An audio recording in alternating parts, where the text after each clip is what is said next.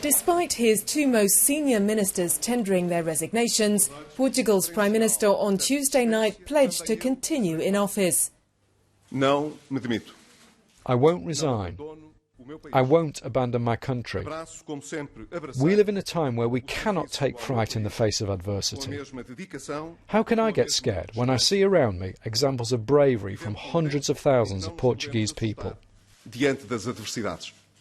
The Prime Minister said he had not accepted the resignation of Foreign Minister Paulo Portas, submitted a few hours earlier. As leader of the junior partner in the two-party coalition, Mr Portas had repeatedly distanced himself from the unrelieved austerity advocated by the Finance Minister, Vítor Gaspar, which critics say has pushed the country deeper into recession and debt.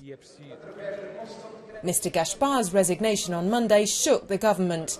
He cited public weariness with 2 years of austerity, a series of missed deficit targets and a lack of political backing within the coalition among reasons for his stepping down.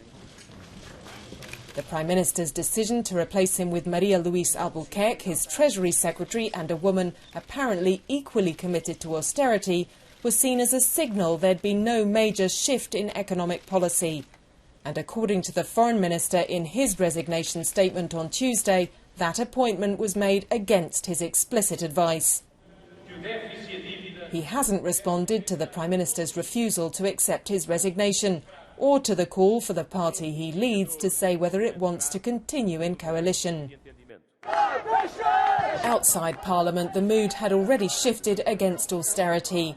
Last week saw a show of unity from the two main union federations in the form of a general strike, with some opposition politicians now calling for people to come onto the streets to demand the government's resignation.